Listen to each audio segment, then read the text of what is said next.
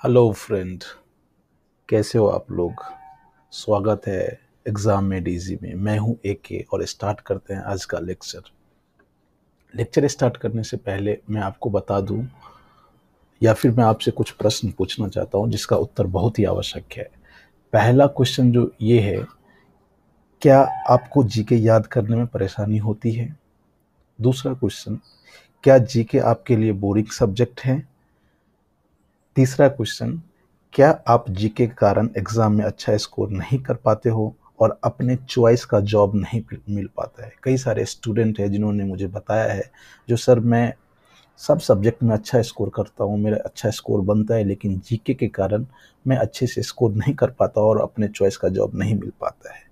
या फिर क्या आप SSC, CGL, CHSL, BPSC, UPPSC, NTPC, railway, NDA या सीडीएस की तैयारी या इस तरह की अन्य जो एक दिवसीय एग्जाम होता है इसकी तैयारी करते हैं? यदि हाँ, तो आप बिल्कुल सही जगह पर हो। यहाँ आपको जीके को रटने की आवश्यकता नहीं पड़ेगी। हर प्रश्न को बैकग्राउंड स्टोरी के साथ, जितने भी प्रश्न हैं, जितने भी प्रश्न आप देखते हैं उसको बैकग्राउंड स्टोरी के साथ या उस प्रश्न से रिलेटेड फैक्ट के साथ आपको बताया जाएगा, जिससे आपके दिमाग में यह क्वेश्चन या फैक्ट लंबे समय तक रहेगा और आप कोई भी एग्जाम में आसानी से उस फैक्ट को, उस तथ्य को आप आसानी से रिकॉल कर पाएंगे और सही टिक लगा पाएंगे। तो चलिए स्टार्ट करते हैं आज का अपना लेक्चर, जो कि बहुत ही इंपॉर्टेंट है। आधुनिक भारत कोई भी एग्जाम में सबसे जो जीके में इंपॉर्टेंट इतिहास होता है, आप सबको पता है, और इतिहास में आधुनिक भारत जो है, जिसको मॉडर्न हिस्ट्री कहते हैं, वो बहुत ज़्यादा इंपॉर्टेंट होता है। तो यहाँ से हम स्टार्ट करते हैं, यूरोपियों का आगमन। राइट, हाँ, मैं आपको एक चीज़ बता दूं, ये वीडियो कुछ लंबा होगा क्योंकि आज या फिर हर लेक्चर में मैं कोशिश करूंगा जो कम से कम 50 क्वेश्चन कवर करूं, तो वीडियो थोड़ा लंबा हो जाएगा। आपसे रिक्वेस्ट है कि इस वीडियो को आप पूरे अंत तक देखें और वीडियो को देखने के बाद आपका जो जीके का जो याद करने का या समझने का या उसको सॉल्व करने का जो तरीका होगा और वीडियो को देखने के बाद बिल्कुल अलग हो जाएगा। इस बात की मैं गारंटी देता हूँ, बस आप बने रहिए। तो चलिए स्टार्ट करते हैं। आज का पहला प्रश्न है जो सूची 1 और सूची 2 के साथ सुमेलित कीजिए। नौसी, इस क्वेश्चन को बहुत आसानी से याद किया जा सकता है। सबसे पहले मैं बता दूं, जो इंडिया में जो विदेशियों का आगमन हुआ था, सबसे पहले पुर्तगाल के लोग आए थे।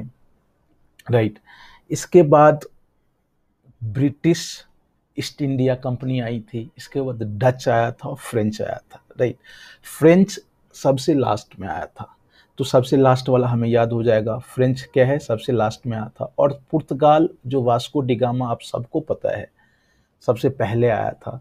उसके बाद जो 1600 ईस्वी में जब वहाँ रानी एलिजाबेथ फर्स्ट थी, तब उन्होंने ब्रिटिश ईस्ट इंडिया कंपनी को मान्यता दी थी और इस बीच में डच आया था। तो यहाँ जो हम देखते हैं, जो पहला का क्या होगा, पहला का पहला ही हो जाएगा। 1498 में Vasco da Gama. British east India 1600 ईस्वी में आई थी, डच ईस्ट इंडिया 1602 में, और फ्रेंच ईस्ट इंडिया कंपनी जो है 1664 में। अब यहाँ मैं इससे रिलेटेड एक फैक्ट आपको फटाफट बता दूं, जो कोई भी ये चारों जितनी भी विदेशी कंपनियां आई थी इंडिया में, कोई भी टिक नहीं पाया, सिर्फ ब्रिटिश ईस्ट इंडिया कंपनी ही टिक पाई। इसका एक दो वजह था। इसका जो नेवल पावर था, नेवल पावर मतलब जो समुद्र में जो इसकी पकड़ थी काफ़ी ज़्यादा थी।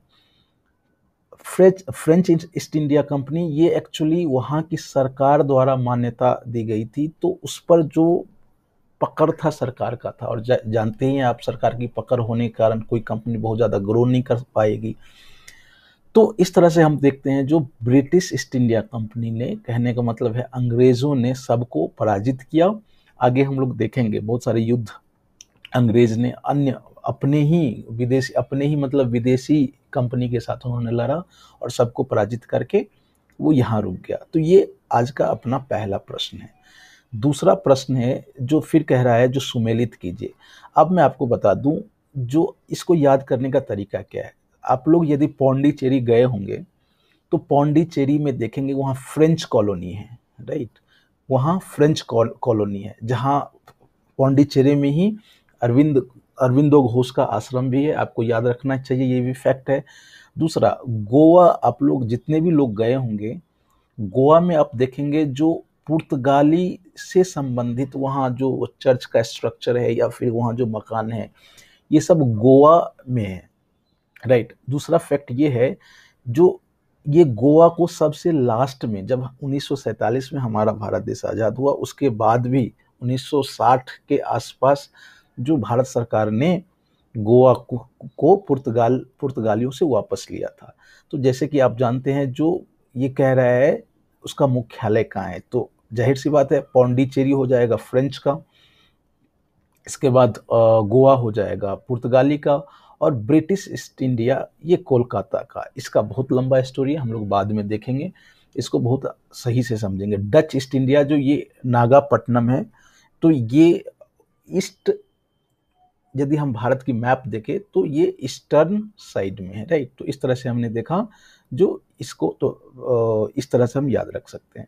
जो आज का अपना तीसरा प्रश्न है, ये कह रहा है, जो निम्नलिखित में से किस किस यूरोपीय व्यापारिक कंपनियों का मध्यकाल में भारत में आगमन हुआ, मध्यकाल में भारत में आगमन हुआ। तो नौसी, इट इज मध्यकाल। अब यदि हम भारत को प्राचीन काल, मध्यकाल और आधुनिक काल में बांटे, तो आधुनिक काल को जनरली 1857 1800 ईस्वी के बाद से ही मतलब ऐसा माना जाता है, राइट। तो यहाँ जितनी भी कंपनियां हैं सब भारत में मध्यकाल में ही आई थी, ठीक है। अब इसको याद करने का एक ही तरीका है, जो भी कंपनियां, जितनी भी कंपनियां भारत में आई, विदेशी पावर भारत में आई, यूरोपीय व्यापारिक कंपनी भारत में आई, सब मध्यकाल में ही आया था, राइट। जैसे कि हमने देखा, ये 1498, ये 1600, 1602, फ्रेंच का लगभग 1664, और ये सब भी इसी बीच आया था, राइट। अब ये कह रहा है, वह पुर्तगाली कौन था जिसने गोवा पर अधिकार किया था। नौसी, इसको याद करने का एक बहुत ही बढ़िया तरीका है, एक आपने ब्लू वाटर पॉलिसी सुना होगा।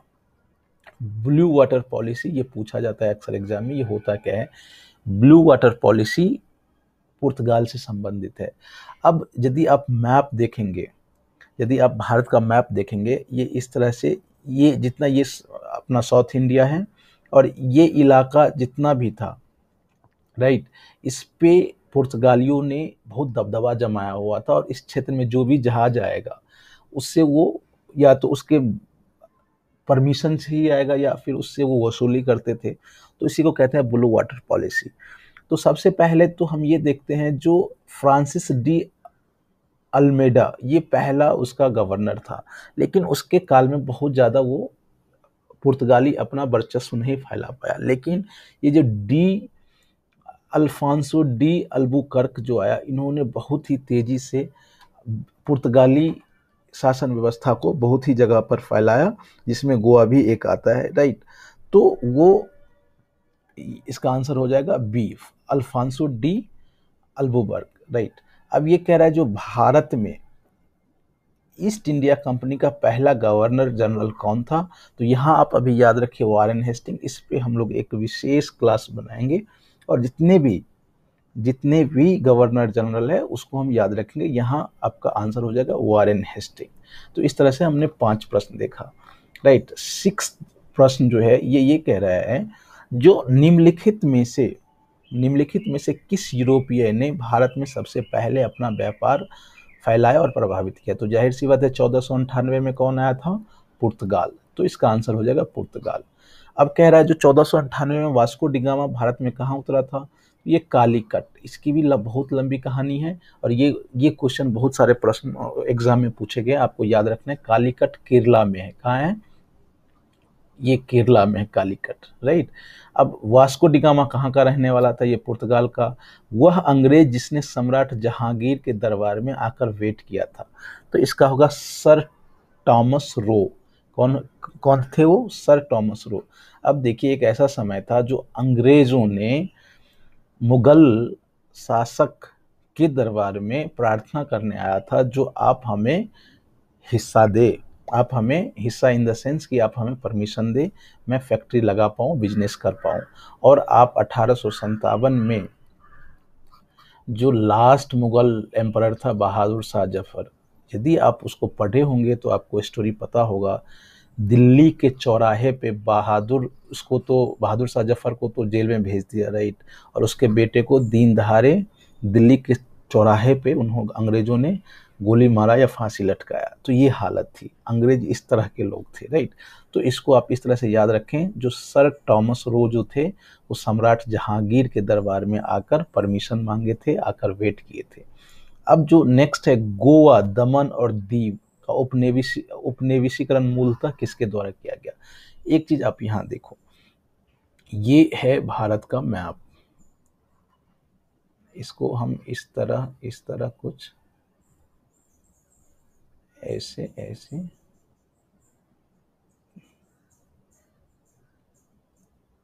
ये है, ऑलमोस्ट रफली भारत का मैप है। अब जो इस एरिया मतलब इस एरिया में जो भी थे, ये पुर्तगाली का हिस्सा था।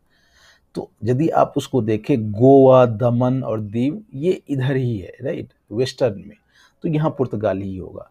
अब ये कह रहा है, जो अल्बुकर्क ने गोवा को 1510 ईस्वी में किससे छीना था? तो जाहिर सी बात है, ये बीजापुर के सुल्तान से छीना था। जैसे कि हमने पहले ही प्रश्न में देखा है, जो गोवा को किसने हार पाया, किसने जीता? तो अल्बुकर्क ने जीता था, राइट। अब नेक्स्ट जो क्वेश्चन है हमारा, ये 12th नंबर क्वेश्चन है। जो भारत तक समुद्री मार्ग की खोज किसने की थी और किसके द्वारा किया गया था? तो ये पुर्तगालियों के द्वारा। इसका एक स्टोरी है। उस समय तक वेस्टर्न इन द सेंस कि यूरोप में जो नाव से संबंधित और जहाज से संबंधित ये सब चीजें बहुत आगे बढ़ गई थी, इसका खोज बहुत ज्यादा हो गया था।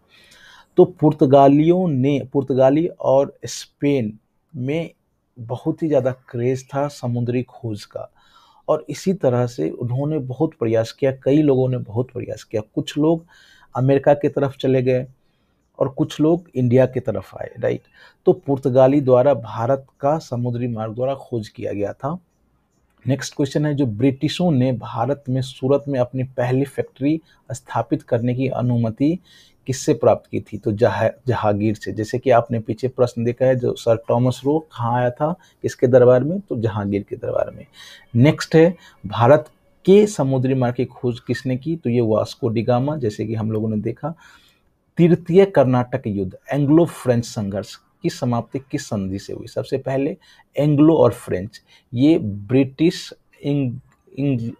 इंग्लिश अगेंस्ट फ्रेंच के बीच लड़ा गया था, और ये पेरिस की संधि से हुई थी। जैसे इस पे हम लोग चर्चा करेंगे, ये एक चैप्टर ही आएगा जिसमें कई सारे युद्ध हुए हैं इन दोनों में, इस पे हम लोग चर्चा करेंगे। अभी बस आपको याद रखना है, जो तृतीय कर्नाटक युद्ध पेरिस की संधि के द्वारा समाप्त हुआ था।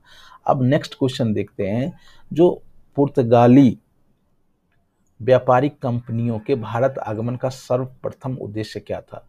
तो ये एक्चुअली यहाँ आए थे व्यापार करने और मसाला का। ऐसा कहा जाता है, जो वास्को डी गामा जब यहाँ से पहली खेप में जो मसाला ले गया था, ऐसा सपोज कीजिए, जो 1 रुपया में वो खरीदा और वो अपने देश या जो यूरोप में जाके 60 गुना ज़्यादा, मतलब 60 रुपया में बेचा था, 60 गुना प्रॉफिट। तो आप समझ सकते हैं जो कितना ज़्यादा प्रॉफिट हुआ होगा। तो इसलिए कहा जाता है, जो पुर्तगालियों ने यहाँ मसालों के व्यापार के लिए यहाँ आया हुआ था। अब कह रहा है, जब 17 मई 1498 में वास्को डी गामा जब कालीकट केरला में उतरा था, तो वहाँ के राजा जमोरिन, ये आपको याद रखना है, this is very important, Calicut के राजा जो है, राजा जमोरिन ने उसका स्वागत किया था। अब ये कह रहे, जो पुर्तगाली ने भारत में सबसे पहला कहाँ फैक्ट्री स्थापित किया? जाहिर सी बात है कालीकट में, क्योंकि वहीं वो उतरा था। नेक्स्ट क्वेश्चन है, 1917 में निम्नलिखित में से कौन सा मुगल सम्राट ने अंग्रेजों की ईस्ट इंडिया कंपनी को भारत पर विशेषाधिकार फरमान, ये देखिए, फरमान जाहिर किया? अब सब लोग जानते हैं, ये क्वेश्चन बहुत ही इंपॉर्टेंट है, CDS में भी पूछा गया है। और बीपीएससी 2002 में। लेकिन इसको याद करने का मैं एक बहुत ही बढ़िया तरीका, जो फैक्ट है मैं बता रहा हूँ। एक बार फारूक सियार बीमार पड़ा था, राइट, और बीमारी ऐसी थी जो वो बहुत मुश्किल से ही ठीक हो पाया और कोई ठीक कर नहीं पा रहा था। उसी समय अंग्रेजों को पता चला जो बादशाह फारूक सियार बीमार पड़े हैं, तो अंग्रेजों ने अपने डॉक्टर को भेजा और उन्होंने इसका इलाज किया, और इलाज किया तो वो ठीक हुए। और जैसे ही ठीक हुए उन्होंने एक विशेषाधिकार प्रदान कर दिया गया, बिना बिना उसको गोल्डन फरमान कहते हैं इंग्लिश में, जो बिना टैक्स दिए हुए, बिना इंपोर्ट एक्सपोर्ट टैक्स दिए हुए आप व्यापार कीजिए, बहुत बहुत सारा उसको छूट दे दिया गया। तो इसको आप इससे याद रख सकते हैं, फारूक सियार। नेक्स्ट है ब्रिटिश के साथ बेसिन की संधि। बेसिन की संधि बाजीराव टू ने किया था। कौन किए थे? बाजीराव टू ने। अब नेक्स्ट क्वेश्चन है, जो ईस्ट इंडिया कंपनी के नेतृत्व में रॉबर्ट क्लाइव का उत्तराधिकारी निम्नलिखित में से कौन था?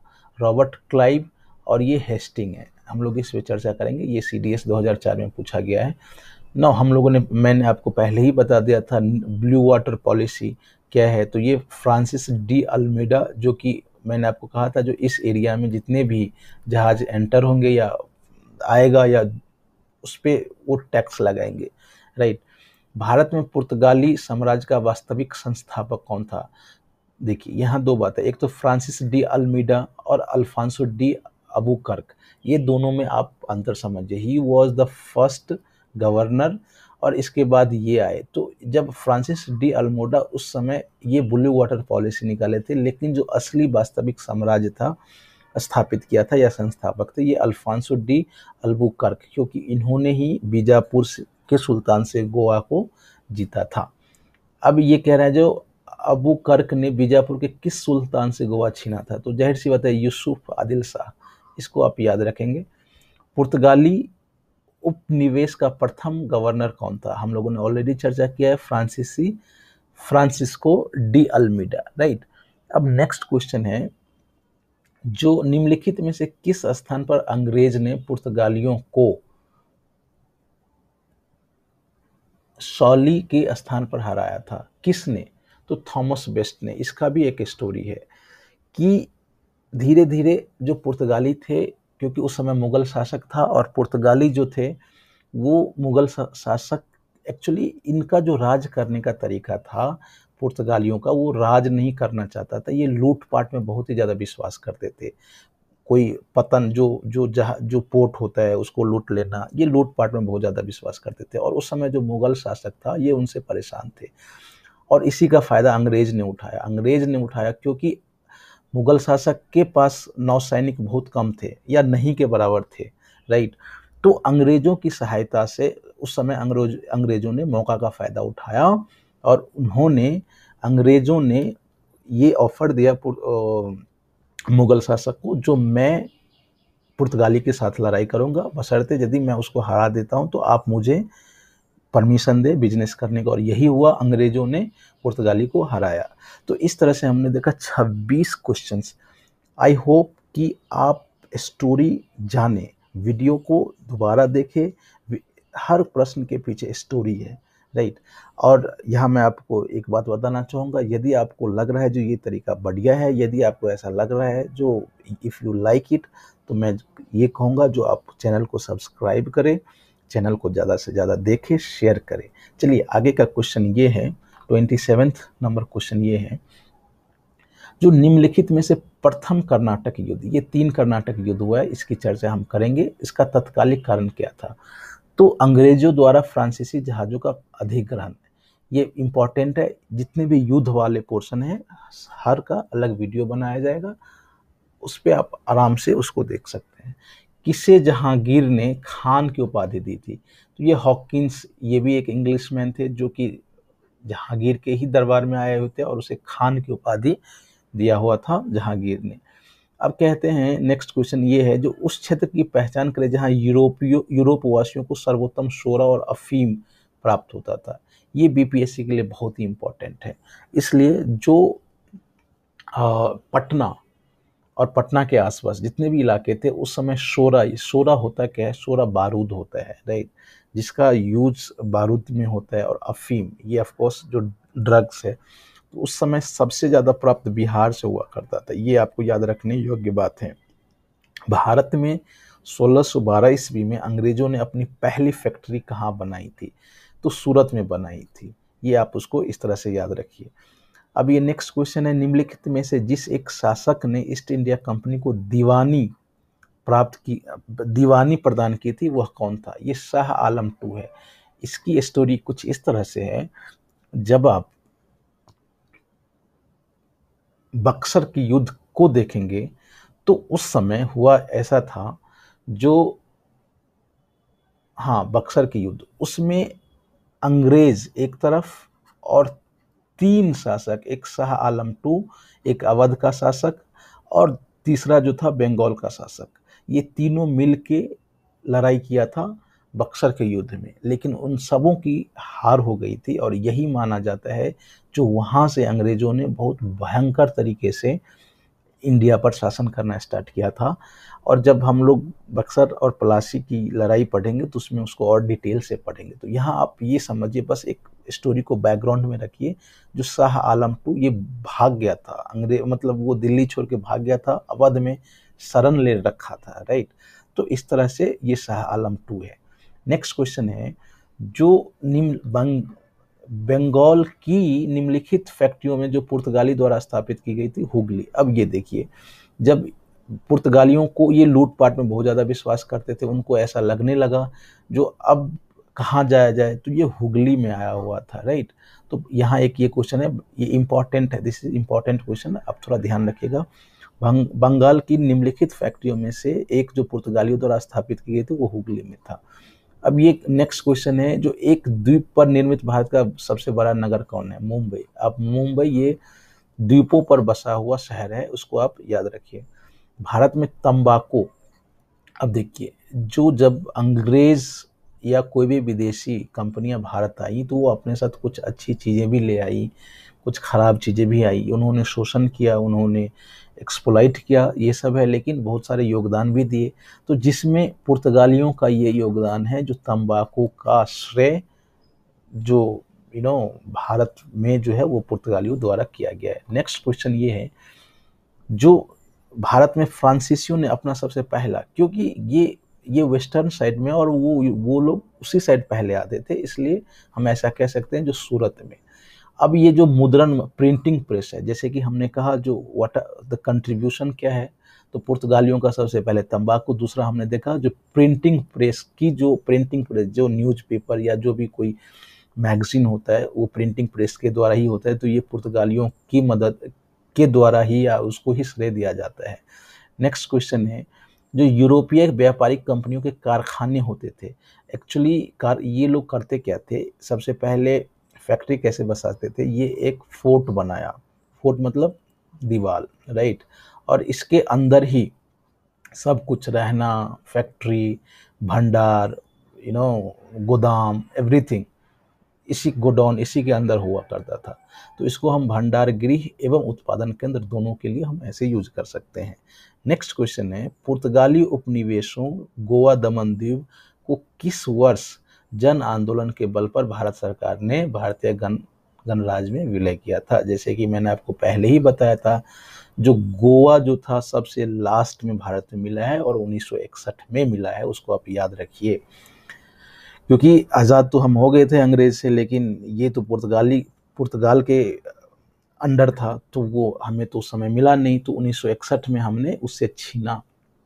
अब नेक्स्ट क्वेश्चन है, पुर्तगालियों की पहली फैक्ट्री कालीकट में 1500 ईस्वी में किसने स्थापित किया था? तो ये इसको हम कह सकते हैं, ये एक कम समय के लिए गवर्नर आए थे, Pedro Alvarez Cabral.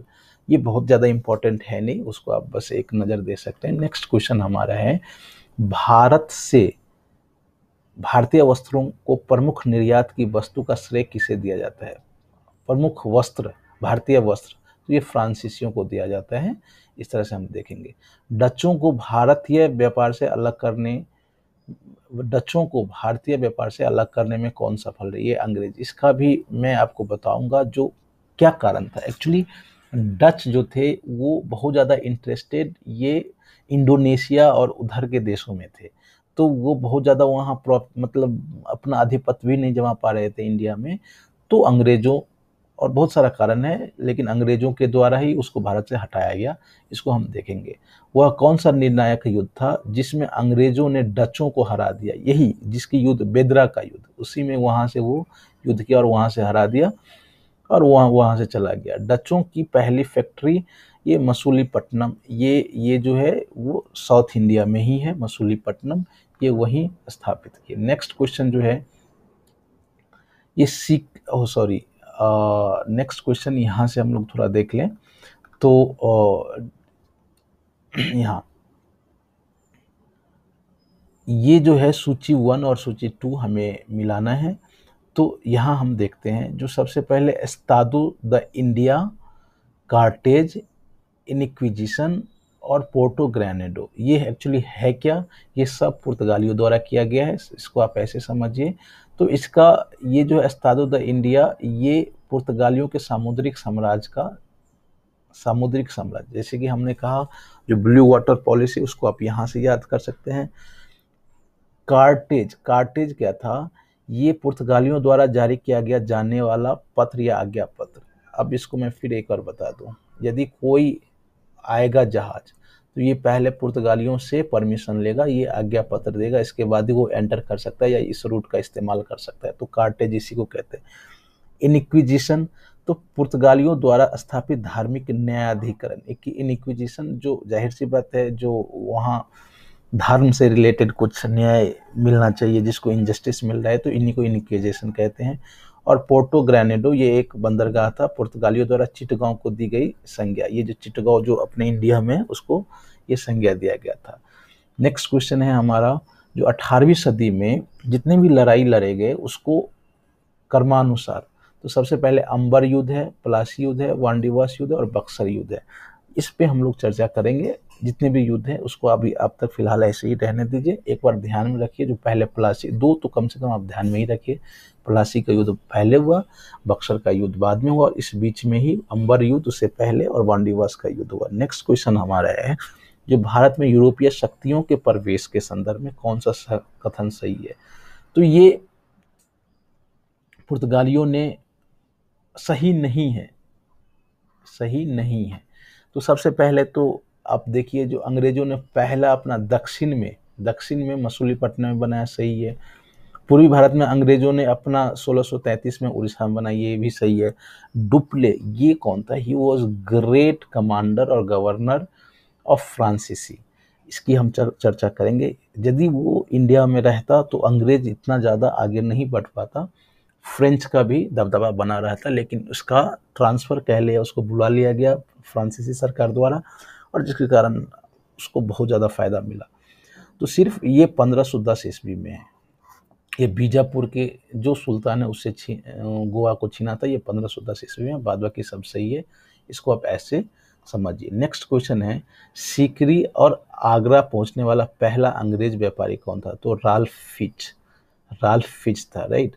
British east India company का गठन किया, ये मैं बता रहा हूँ, ये सबसे पहले ही 1599 ईस्वी में मर्चेंट एडवेंचर्स के नाम से जानने वाले लंदन में कुछ व्यापारियों ने, actually British east India company थी क्या? ब्रिटिश ईस्ट इंडिया कंपनी एक समूह थी, व्यापारिक समूह था, और ये कुछ व्यापारियों का समूह था। उन्होंने जो एलिजाबेथ, जो क्वीन फर्स्ट थी, उससे परमिशन मांगा था, जो भाई हम ईस्ट के तरफ व्यापार करना चाहते हैं, आप हमें परमिशन दें।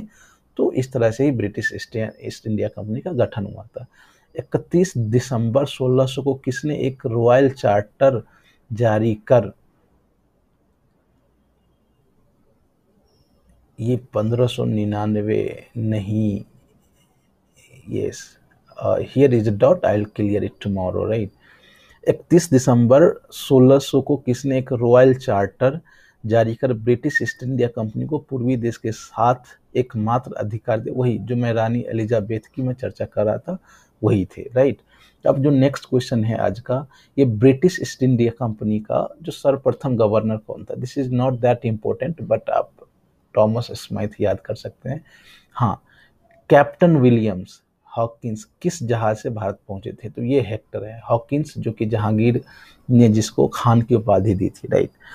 किस मुगल बादशाह ने 6 फरवरी 1623 को एक जारी फरमान कर अंग्रेजों को सूरत में अस्थाई कोठी खोलने की अनुमति दी? तो जहांगीर ने। सबसे पहले अंग्रेजों ने जहांगीर के ही दरबार में गया था और वहीं से मिला। अब कह रहा है जो कौन इंग्लैंड के सम्राट जेम्स वन का राजदूत बनकर 1615 में मुगल बादशाह जहांगीर के दरबार में आया था?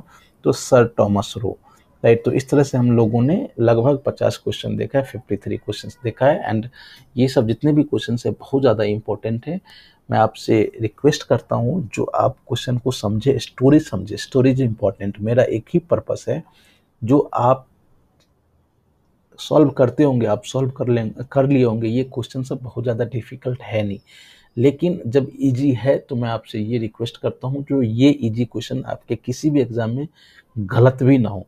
और गलत तब नहीं होगा जब आपको उसके बारे में कुछ पता होगा, राइट। तो इसलिए मेरा जो मकसद है, मेरा जो स्टाइल है, मेरा जो मेथड है पढ़ाने का, हर प्रश्न को उसके बैकग्राउंड स्टोरी के साथ या फिर उससे रिलेटेड, उससे संबंधित जो तथ्य हैं, फैक्ट हैं, उसको बताते हुए ये मैं जीके को बहुत आसान बनाने का प्रयास किया। अब हम लोग मिलते हैं फिर कल अगले क्वेश्चन, अगले लेक्चर में।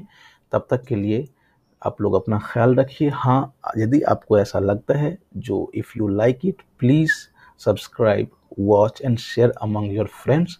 Thank you very much. See you tomorrow in next lecture. Bye bye.